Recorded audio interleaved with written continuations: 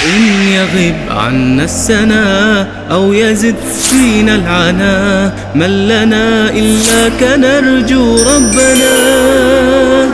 إن يغب عنا السنا أو يزد فينا العنا من لنا إلا كنرجو ربنا. في دجانا إننا قد والصلاة والسلام على سيد المرسلين وعلى آله وصحبه أجمعين ومن تبعهم بإحسان إلى يوم الدين. أما بعد.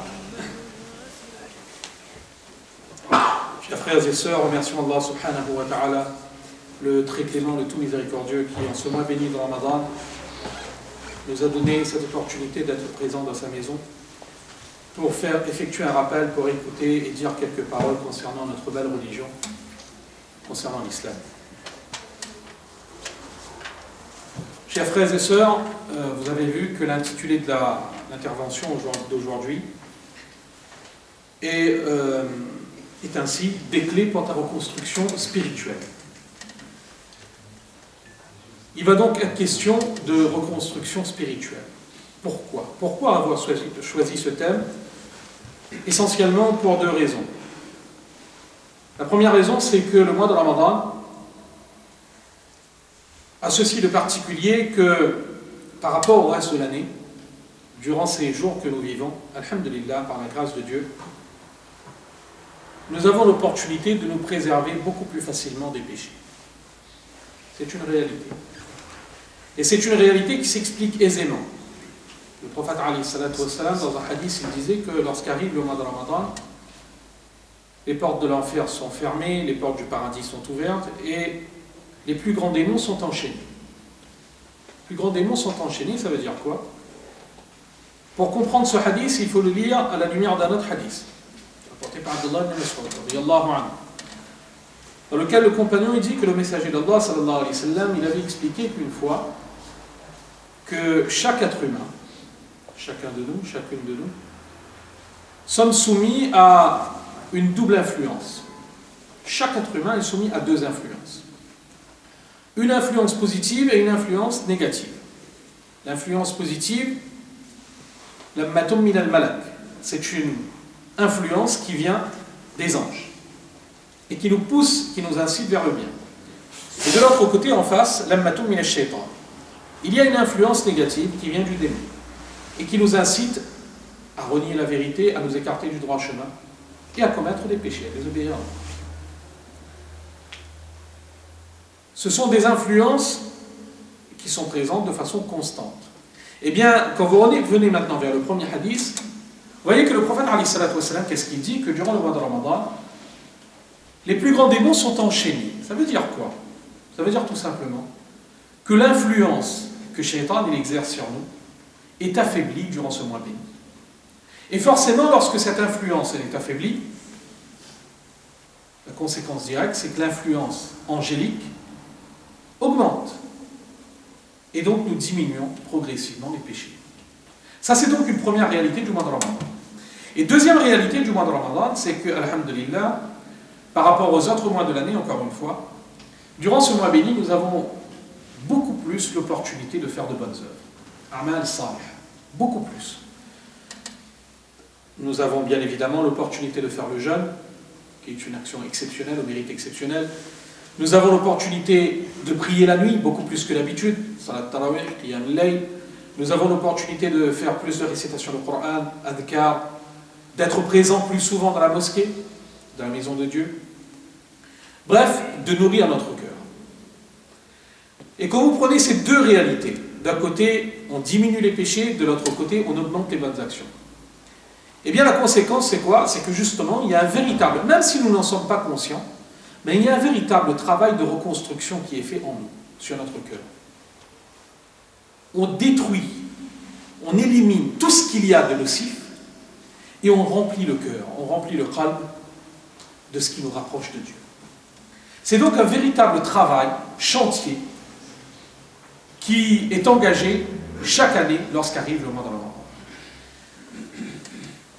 Alors justement, les points que je voudrais aborder avec vous aujourd'hui portent sur un certain nombre de conseils, 3 précisément, qui peuvent, Inch'Allah, se révéler efficaces dans ce travail de reconstruction que nous avons entrepris depuis donc, une quinzaine de jours. 15 jours sont déjà passés, et il nous reste 15 jours du mois de Ramadan, pour faire en sorte qu'après le mois de Ramadan, eh bien, ce travail de reconstruction, il se perpétue, il continue, et qu'il ne s'arrête surtout pas. 3 conseils. La première chose qui peut nous être, la première clé qui peut nous être très efficace dans la reconstruction spirituelle, c'est bien évidemment ce qui constitue le but et la finalité du jeûne. On vous en a très souvent parlé, on va en parler à nouveau parce que finalement, le mois de Ramadan est axé autour de cette notion, at-taqwa. C'est axé autour de cela, c'est la finalité du jeûne, c'est la qualité que nous avons le plus d'opportunités, le plus d'éléments pour renforcer durant ce mois béni. La taqwa. La taqwa, c'est la base de tout pour le croyant. C'est bien pour cette raison, quand vous prenez les différents khutbats, les différents sermons que le prophète alayhi salatu wassalam, il faisait, vous verrez que systématiquement, le prophète alayhi salatu wassalam, il commençait ses khutbats en récitant un certain nombre de versets. Et si vous prenez ces versets, vous verrez qu'à chaque fois, ces versets, ils commencent par une même injonction.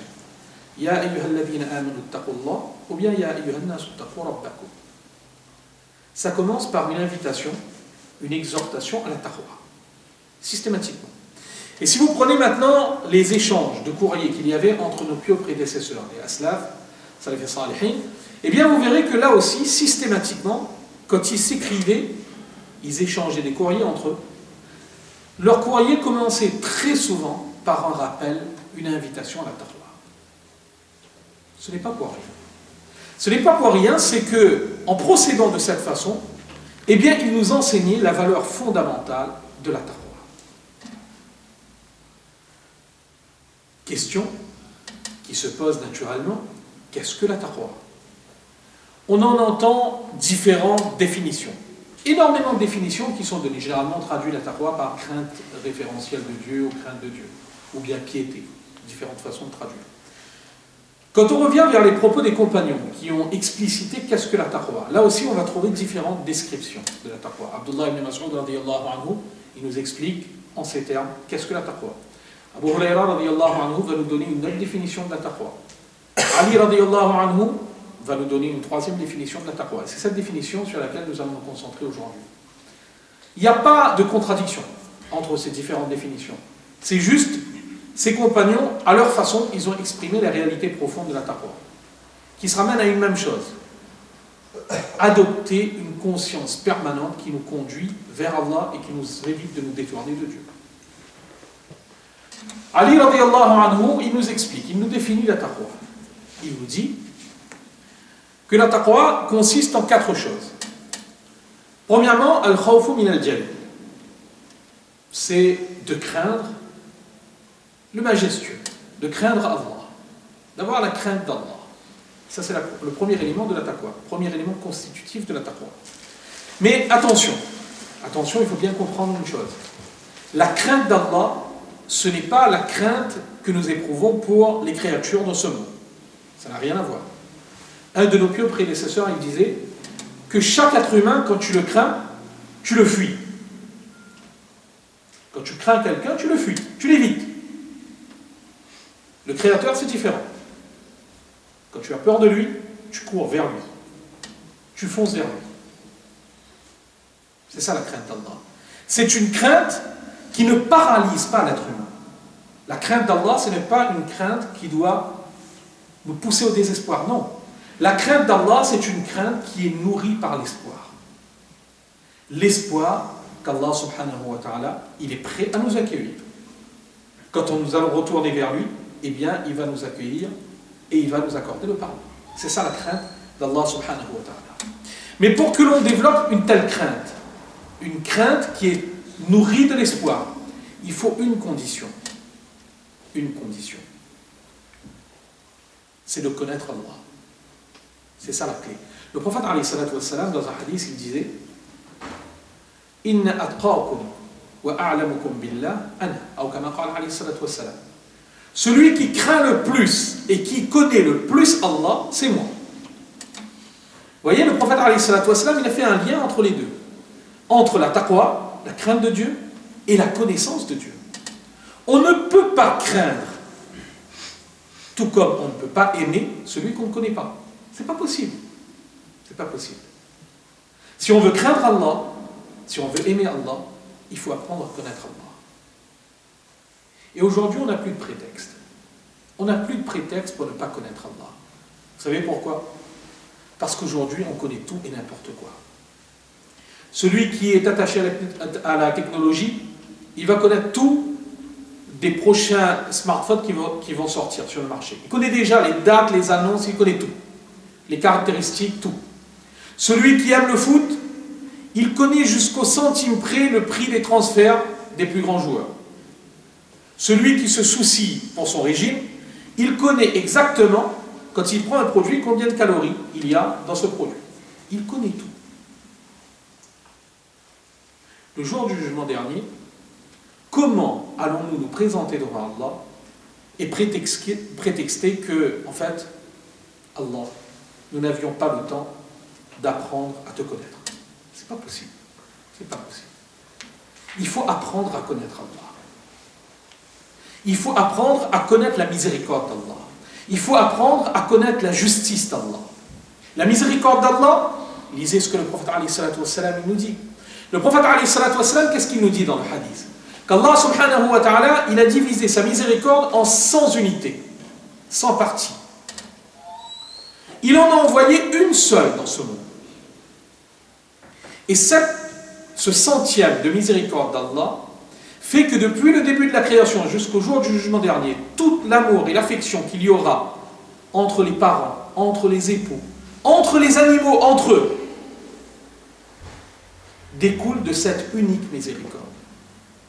Toute l'affection qu'il peut y avoir entre une maman et son enfant, depuis la première maman jusqu'à la dernière dans ce monde, tout cela ne représente qu'une partie infime d'une unité de la miséricorde d'Allah. Le reste, Allah il l'a gardé pour le jour du jugement dernier. Quand on connaît ça, comment peut-on désespérer d'Allah? Pas possible. On veut connaître la miséricorde d'Allah, on veut connaître Allah, lisons le Coran.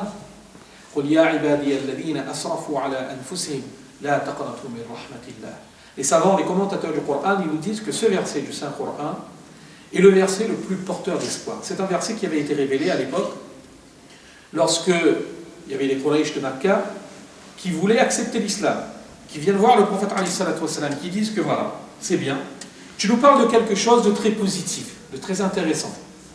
Mais il y a un problème, c'est qu'en fait nous avons tué des enfants, nous avons enterré des enfants vivants, nous avons commis la fornication, nous avons tué des gens, nous avons volé des gens, nous avons commis énormément de péchés.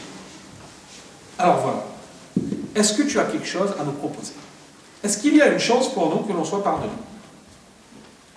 Et ce verset, il a été révélé à cette occasion. Qu'est-ce qu'Allah dit?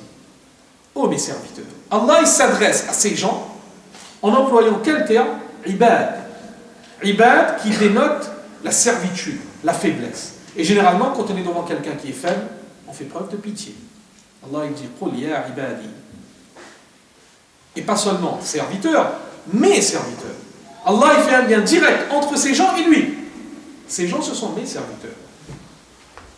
Alladhina asrafu ala anfusihim. Ce ne sont pas des gens dont Allah il ignore les fautes. Non, Allah il sait, il le dit. Ils ont commis du tort à eux-mêmes. Leur réalité est connue. La taqnatu min rahmatillah. Ne désespérez pas de la miséricorde de Dieu. Interdiction de désespérer de la miséricorde d'Allah. Ça, c'est ce que nous dit le Coran. Nous voulons connaître Allah. Fréquentons les gens qui avaient la connaissance de Dieu. Fréquentons directement ces gens ou fréquentons-les à travers leurs écrits, leur vie, les compagnons. Comment ils avaient développé une connaissance d'Allah exceptionnelle. Vous connaissez l'histoire de ce compagnon. Le matin, le prophète qui vient, qui lui parle, qui lui demande alors comment ça va. Et là, il se dit, c'est comme si je vois le trône de Dieu. Nous, le matin, c'est plutôt autre chose que l'on voit à l'heure du soir. Mais ces compagnons, c'était ça. Ils avaient cette connaissance de Dieu. Cet espoir en Dieu exceptionnel. À Attention, un espoir toujours accompagné de la crainte. Ce n'est pas un espoir qui pousse à l'inaction, non. C'est un équilibre, un subtil équilibre entre la crainte et l'espoir. Eh bien, at-taqwa, c'est ça. At-taqwa, c'est al-khawfu min al-jali. C'est de craindre Allah subhanahu wa ta'ala, mais une crainte nourrie de l'espoir. Première chose. Deuxième chose que nous dit Ali radiyallahu anhu, que at-taqwa, c'est al-amalu bit-tanzil. C'est d'agir conformément à la révélation. C'est-à-dire que la taqwa, c'est pas juste une prétention. Oui, j'ai peur de Dieu, je crains Dieu. C'est pas ça. Ça, c'est de la prétention. Si on craint Dieu, on obéit Dieu. Al-amalu bit-tanzil. On agit conformément à ce que Dieu il veut de nous. Abu Huraira radiyallahu anhu, on avait évoqué tout à l'heure que lui aussi avait défini la taqwa. Quand on lui avait demandé qu'est-ce que la taqwa, eh bien il avait expliqué, il avait donné un exemple.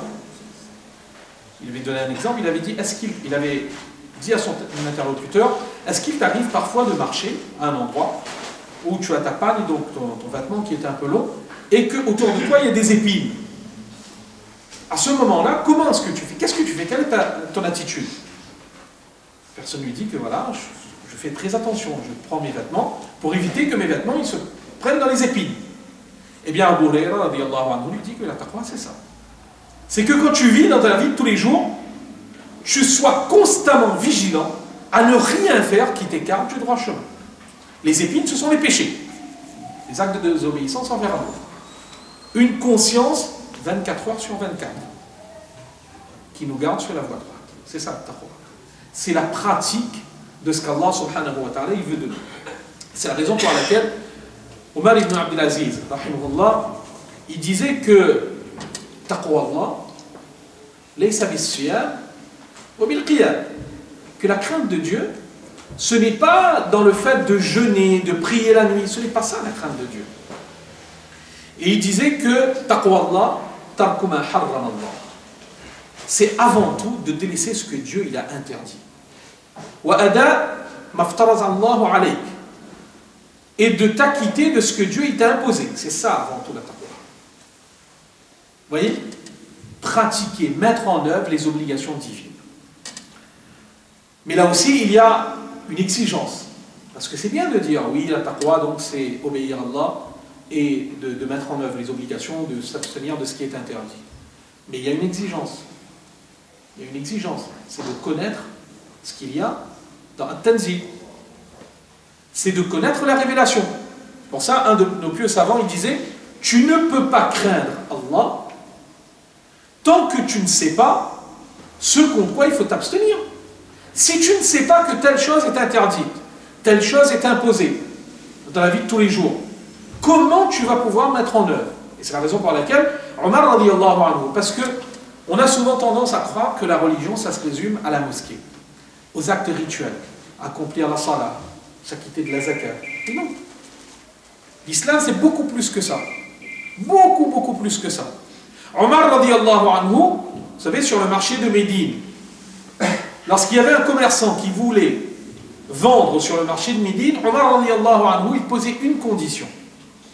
Pas qu'il ait un capital suffisant, pas qu'il ait suffisamment de stock, non. Omar radiyallahu anhu disait que celui qui ne connaît pas les règles du commerce, il n'a pas le droit de vendre ici. Parce qu'il y a des règles dans le commerce. Il y a des règles dans les prestations que nous offrons à autrui ou que nous demandons à autrui. Il y a des règles à suivre. Omar radiyallahu anhu, il disait parce que sinon, peut-être qu'il tombera dans le riba, dans l'intérêt, sans même s'en rendre compte. C'est bien de dire que oui, moi je sais, l'intérêt c'est interdit. Mais est-ce que nous savons qu'est-ce que l'intérêt exactement? Est-ce que nous savons que telle pratique dans tel type de contrat, c'est assimilé à de l'intérêt?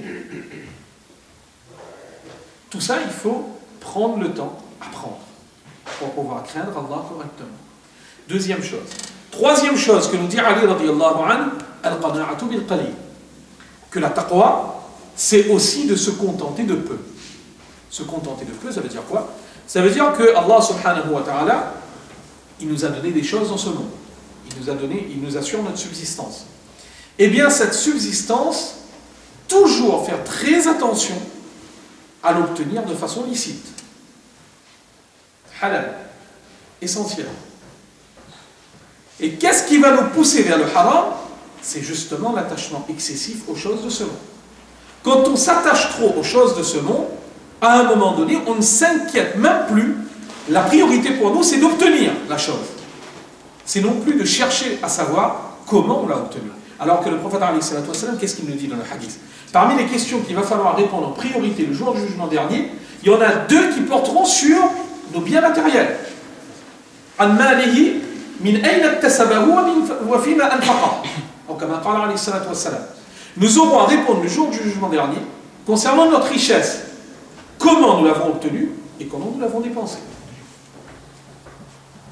Il va falloir répondre. Pour chaque centime d'euro, il va falloir répondre.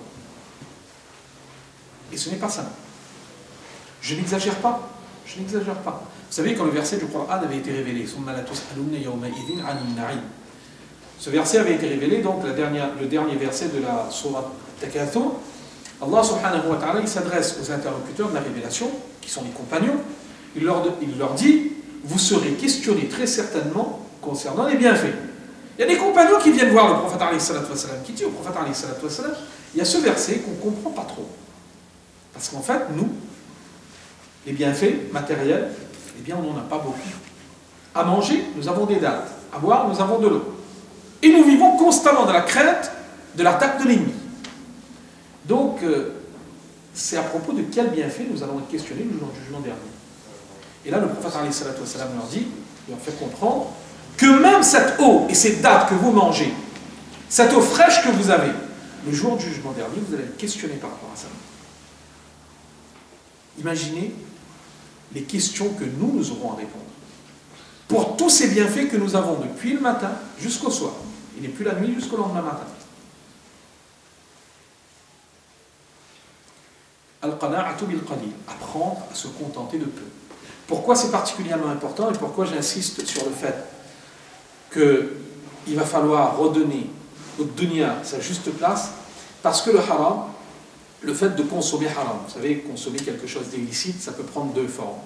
Consommer quelque chose d'illicite, ça peut être le fait de manger une nourriture qui n'est pas halal. Manger un animal qui n'a pas été abattu correctement, non halal. Ça, c'est manger haram. Manger haram, c'est aussi exercer une activité illicite, une activité professionnelle qui n'est pas licite, et l'argent que l'on gagne, on va manger de cet argent, mais quelque part, c'est une nourriture qui n'est pas halal en soi. Parce qu'on l'aura acquis avec de l'argent qui est haram, de l'argent qui est illicite. Si nous ne faisons pas attention à ce que nous faisons entrer dans notre organisme, le prophète alayhi salatu wassalam, il nous met en garde. Vous savez, durant ce mois béni, il y a une grande opportunité que nous avons, c'est de faire les invocations. D'ailleurs, le prophète sallallahu alayhi wa sallam nous dit que chaque jeûneur, à l'heure de l'iftar, il a une invocation qui est acceptée. Le mois de Ramadan, c'est le mois de l'invocation. Beaucoup d'opportunités pour invoquer, prier Allah. Demander à Allah tout ce que nous voulons. Tout ce que nous désirons. C'est à lui qu'il faut demander. Mais dans un autre hadith, le prophète sallallahu alayhi wa sallam, il nous dit que il y a comme ça des gens qui sont voyageurs. Vous savez que le voyage, c'est déjà en soi une condition qui favorise l'acceptation des invocations. Et qui sont dans le besoin, qui ont les cheveux sales, qui sont couverts de poussière. Bref, en apparence, ils ont réuni toutes les conditions de faiblesse pour qu'Allah il accepte leur invocation. Et pourtant, leur invocation est rejetée. Pourquoi? Mat'amuhu haram, wa malbasuhu haram, wa ghuzziya bil haram. Comment son invocation pourrait être acceptée alors que ses vêtements sont haram? Sa nourriture est haram. Il a été nourri par le haram. Ces invocations, anna yustajab. Ces invocations ne pourront pas être entendues. Ça veut dire que le haram constitue un vrai mur pour l'acceptation de nos invocations. Parfois on se pose la question, on dit, mais j'invoque Allah souvent, je demande, mais il n'y a rien qui se passe. Mais la première question, c'est de savoir, est-ce que nous avons d'abord déblayé la voie qui permet à l'invocation d'atteindre Allah subhanahu wa ta'ala? Est-ce que nous faisons attention à ce que nous faisons, à ce que nous ingurgitons, le faisons entrer de cet organisme? Donc, troisième chose, al-qana'atu bil qalil. Et ça amène directement à la quatrième chose qui fait partie de la taqwa, al-isti'dad li yawm al-rahim. C'est de se préparer pour le jour du départ. Toujours garder à l'esprit que nous sommes ici, comme le prophète alayhi salatu wassalam disait, nous sommes ici comme des voyageurs. Nous sommes comme des voyageurs. C'est l'exemple du prophète alayhi salatu wassalam.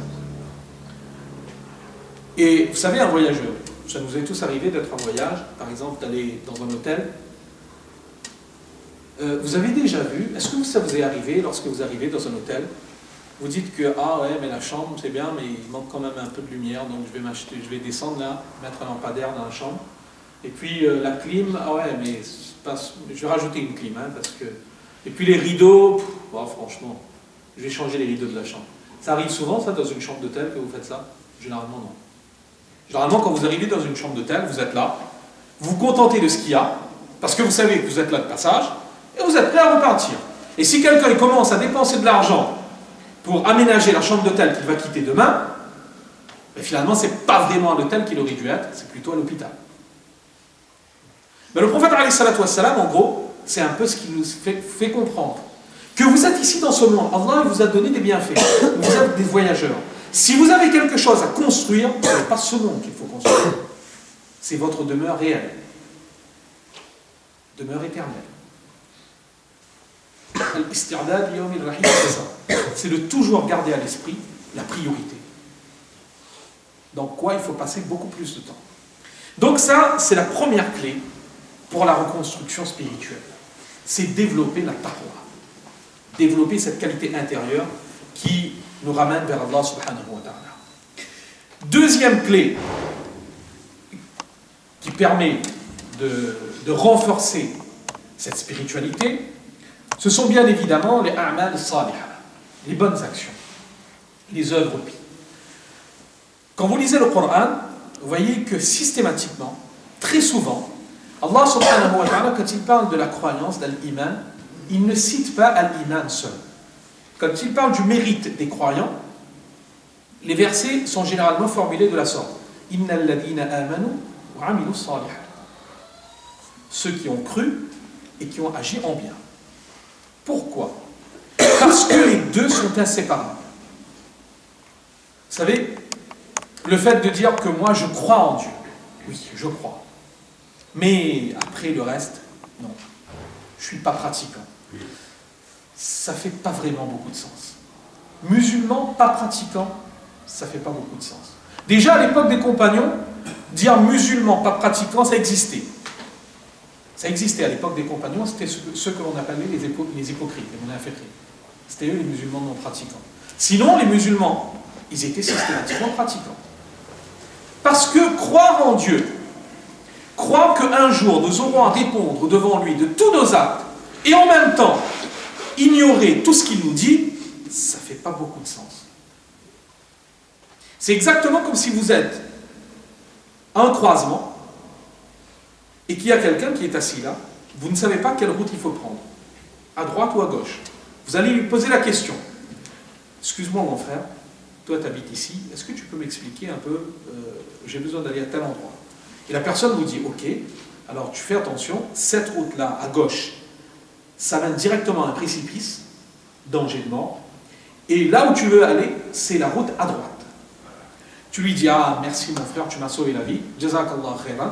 Vous prenez votre voiture et vous foncez à gauche. Il y a un problème. Vous dites, mon frère, je te crois, et vous foncez à gauche. Et c'est exactement pareil. On dit, Allah, on croit en toi, il n'y a pas de problème. Oh Allah, je crois en toi. Mais je ne t'obéis pas. Non, je n'ai pas envie de t'obéir. Ça ne fait pas de sens. Eh bien, a'mal salihah, c'est donc une exigence de la foi. À partir du moment où on a l'iman, il va falloir agir. Il faut agir, c'est l'action qui est exigée de nous. Ce n'est pas l'inaction, ce n'est pas les belles paroles, les prétentions. Non, ce n'est pas ça. Ce qui est exigé de nous, ce sont les actions concrètes. Et c'est pour ça que le prophète sallallahu alayhi wa sallam, il nous a mis en garde. Le prophète sallallahu alayhi wa sallam, il avait dit une fois qu'il y a comme ça des gens qui toute leur vie agissent comme les gens du paradis. c'est-à-dire en apparence, comme il est dit dans une autre version du hadith, et qui finalement quitteront ce monde dans de mauvaises conditions. Et ils iront en enfer. Pourquoi? Parce qu'ils auront peut-être agi, mais pas comme il le fallait. Sans sincérité, ils n'auront pas agi pour Allah, ils auront agi pour les gens. Et nous, ce qui nous est ordonné, c'est d'agir pour Allah. Et là, ça nous ramène à deux conditions. Lorsqu'on parle de l'action, c'est important, mais il y a deux conditions pour que l'action soit agréée. Fudayl ibn Iyad, il le disait, si tu veux que ton action soit agréée, il faut qu'elle remplisse deux conditions. Il faut qu'elle soit correcte et qu'elle soit sincère. Correcte, ça veut dire quoi? Correcte, ça veut dire qu'elle soit conforme à ce que Allah et son messager nous ont enseigné. Vous savez, si demain matin, je me réveille pour Salat Subh, je dis que ce matin, j'ai pas mal de temps, je me sens bien, je vais faire 3 raka'at au lieu de 2. Là, malheureusement, ma prière, elle sera rejetée. Pourtant, on va dire, ouais, mais j'ai rien fait de mal, j'ai rajouté une raka'at. Ouais, mais quand c'est pas l'heure, c'est pas l'heure. Le prophète, il nous a enseigné 2 raka'at, c'est 2. Et il en est de même pour chaque élément de notre dîn.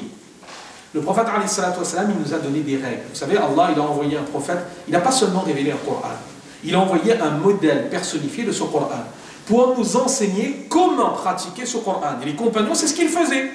Quand ils avaient des doutes, ils ne comprenaient pas quelque chose, ils allaient voir le prophète, et ils demandaient au prophète, que voilà, telle chose, comment il va falloir le pratiquer. Le prophète, il l'enseignait.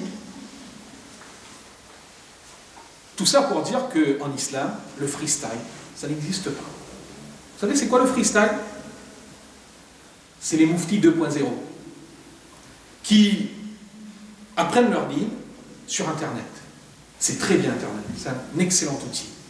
Mais Internet, ça présente aussi pas mal de dangers. Alors aujourd'hui, le problème qu'on a, c'est que plutôt que d'aller, comme les savants nous ont toujours enseigné, de côtoyer les savants, d'aller apprendre le dîn, comment on pratique. Non, ce qu'on fait, on écoute une traduction d'une intervention partielle d'un propos qui a été rapporté à quelqu'un et qui nous est parvenu. Et après, on tire les conclusions. Si encore on tirait les conclusions pour soi-même, ça va. Mais le problème, c'est pas ça, c'est qu'après, on tire les conclusions en venant de la mosquée en disant « Eh mon frère, toi, tu iras en enfer. Parce que tu fais pas telle chose. » Vous savez, on en est arrivé à un point aujourd'hui, je parle de mon expérience personnelle, je peux pas parler pour autre chose, mon expérience personnelle. Il m'est arrivé de discuter avec des frères parfois qui ne connaissaient pas l'arabe. Ils ne connaissaient pas l'arabe. Ils étaient en train de l'apprendre, c'est très bien.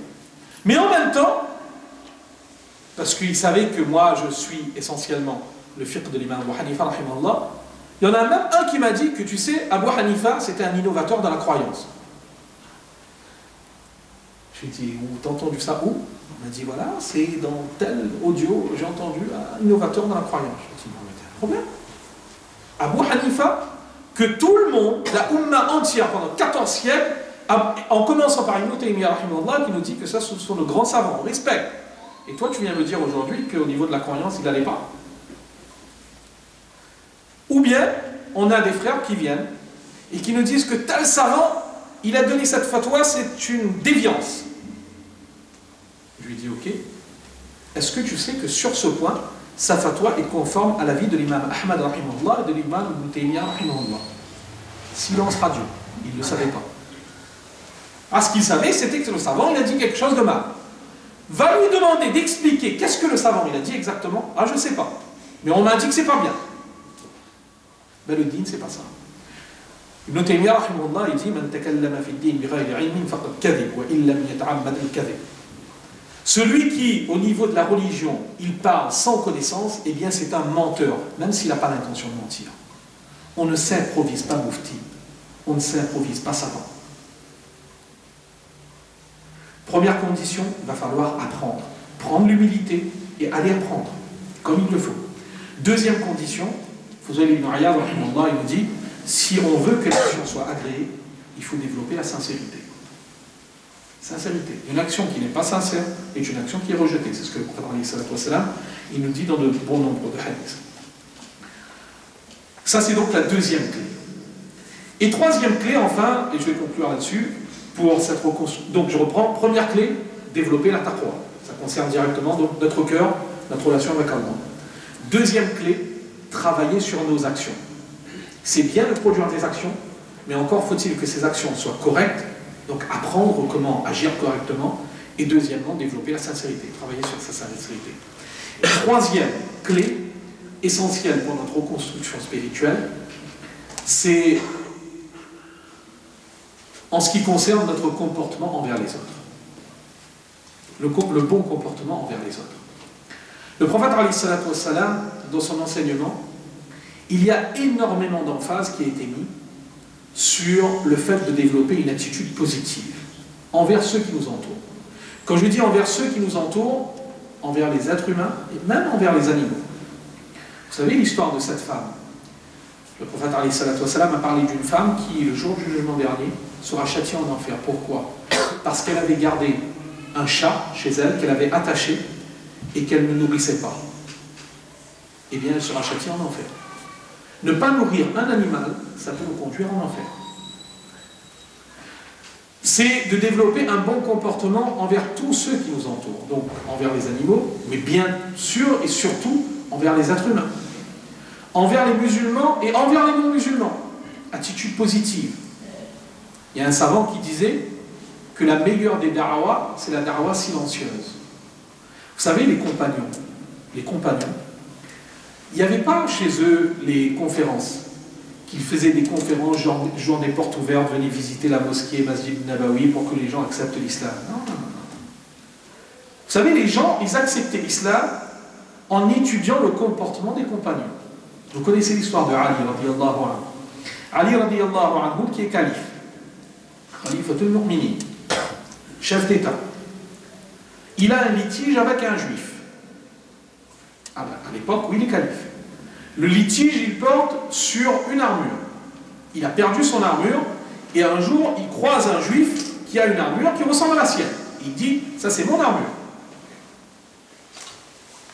Le juif lui dit, ouais, c'est bien, mais ça c'est ta parole contre la mienne.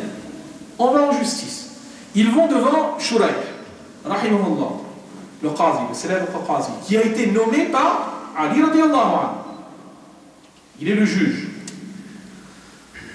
Et là, le litige est porté devant lui, et Shuraih, rahimahullah, il applique les règles de la justice, et il dit à Ali, c'est bien, tu as une prétention, mais c'est toi qui dois prouver. La preuve incombe à celui qui apporte la prétention. Donc, est-ce que tu as des preuves? Ali radiyallahu anhu, il dit, oui, j'ai 2 témoins. Shuraih, il dit, ok, ramène-moi tes 2 témoins. Ali dit, voilà, il y a un tel, et il y a mon fils, Hassan, radiyallahu anhu, qui est témoin. Shuraih, il dit, il y a un problème. C'est que ce témoin-là, je l'accepte. Mais ton fils, ben c'est ton fils, et je n'accepte pas le témoignage d'un proche en faveur de son parent. Est-ce que tu as un autre témoin? Ali radiyallahu anhu, il dit, non, je n'ai pas d'autre témoin. Shuraih, il dit, désolé. Et il s'adresse à Amirul Mu'minin, celui qui l'a nommé. Il dit, désolé, mais je ne peux pas faire autrement, l'armure appartient aux juifs. Ali radiyallahu anhu, il dit, ok, pas de problème. Le juif, il voit ça, il récite immédiatement la shahada, il devient musulman. Il dit, c'est pas possible. Une justice telle que celle-ci ne peut être que la vérité. Vous voyez? À l'époque, on n'avait pas besoin de faire des discours, d'arranger les mosquées, de faire de grandes conférences sur la civilisation islamique et les lumières de l'Andalousie, etc. Non, il n'y avait pas besoin. C'était le comportement des musulmans. Vous savez, aujourd'hui, souvent, ce qui repousse l'islam, c'est le comportement des musulmans, malheureusement. Les non-musulmans qui sont repoussés souvent, je ne dis pas que c'est toujours là, il y a tout ce que l'on entend dans les médias, etc. Mais il y a aussi une bonne partie du mauvais comportement des musulmans. Donc, adopter une attitude positive envers les autres, les non-musulmans, pour les inviter vers l'islam. Et surtout, adopter une attitude positive envers les frères, envers les gens de notre communauté, envers les frères et les sœurs. Le prophète, alayhi salatu wassalam, vous savez, durant son dernier sermon, l'un de ses derniers sermons, durant le Hajjatul Wida, le pèlerinage d'adieu en l'an 10, sur quoi il va mettre l'emphase? Quand vous prenez les khutbah, donc les narrations qui rapportent ces khutbah, il va mettre notamment l'emphase sur le comportement à avoir envers l'épouse. il va mettre l'emphase sur le comportement à avoir envers les autres frères, en disant que les biens, l'honneur d'un autre frère est aussi sacré que ce jour, c'est-à-dire le jour de Zulhijjah, en ce lieu, c'est-à-dire à Makkah, à Mina. Abdullah ibn Omar, il regardait un jour la Kaaba, il s'adressait à la Kaaba. Et il disait que toi, tu es sacré, la Kaaba. Mais le cœur du croyant est plus sacré que toi. Vous voyez? Est-ce que ça vous viendrait à l'esprit d'aller détruire la Kaaba? Ça ne viendrait jamais à l'esprit d'un musulman d'aller détruire la Kaaba, d'aller enlever ne serait-ce qu'une pierre de la Kaaba. Eh bien, Abdullah ibn Omar nous dit que le cœur d'un croyant est plus sacré que la Kaaba. Attitude positive, donc, envers le frère. Mais une attitude qui doit réunir deux qualités. Et je vais conclure là-dessus. Le prophète, il nous explique dans deux hadiths différents, il nous donne des qualités que doit avoir la fraternité musulmane. Dans un premier hadith, il compare les membres de la communauté aux différents membres d'un même corps. Vous connaissez le hadith. Que lorsqu'un membre il souffre, eh bien c'est l'intégralité du corps qui ressent la douleur, qui ressent la fièvre, etc. À travers ce hadith, qu'est-ce qu'on apprend? Que la fraternité musulmane doit être une fraternité active, interactive. C'est-à-dire que le musulman, c'est pas celui que ah oui, tu es mon frère parce que tu m'as proposé d'être mon frère, c'est bien. Non. Le musulman, c'est celui qui tend la main vers son frère, qui n'attend pas qu'on lui tende la main. C'est celui qui va vers les autres. Il y a cette interactivité. Première qualité. Et deuxième qualité, dans un autre hadith, le prophète sallallahu alayhi wa sallam, il compare la fraternité aux différentes pièces qui composent un mur, aux pierres qui composent un mur. Il dit que lorsque vous prenez en quelque sorte ces pierres isolément, eh bien, elles ne représentent pas grand-chose, mais lorsque vous mettez toutes ces pierres ensemble, ça devient un mur. Et là, ça devient quelque chose de solide. Ça veut dire quoi? Ça veut dire que la fraternité musulmane doit être constructive, doit être solide. Ce n'est pas une fraternité de façade, hypocrite, non. C'est une fraternité réelle, concrète. Une fraternité responsable, où on ne passe pas son temps à dire à son frère ce qu'il a envie d'entendre. Non. On est comme le prophète alayhi salatu wa salam, il nous a enseigné, al-mu'min, mir'atul mu'min. Le croyant, c'est un miroir pour l'autre croyant. Et vous savez, le miroir de Blanche-Neige, enfin, je ne sais plus, c'est Blanche-Neige, c'est ça, qui se regardait dans son miroir tout le matin, qui est la plus belle, c'est ça? Ben ça n'existe que dans les dessins animés de Walt Disney. Généralement, dans un miroir, que vous regardez dans le miroir, ce que vous allez voir, ça va être vous-même. Donc si vous avez un défaut sur vous, vous allez voir le défaut. Le miroir, il ne va pas juste effacer ce défaut pour vous faire plaisir. Et bien quand le prophète alayhi salatu wa salam, il compare le musulman à un miroir, c'est ça. Il veut nous montrer que lorsqu'on voit quelque chose qui ne va pas, avec hikmah, avec sagesse, on le dit à son frère. Sans exagérer, mais sans minimiser. Ça c'est donc la troisième clé. Inch'Allah, si nous nous efforçons, après le mois de Ramadan, de rester fermes sur ces trois axes, taqwa, a'mal salihah et ukhuwa, travailler sur la fraternité, eh bien, Inch'Allah, cette spiritualité, elle sera constante durant toute l'année, qu'Allah subhanahu wa ta'ala nous donne la taqwa, nous donne ces qualités-là. Wallahu a'lam, wa akhiru da'wana.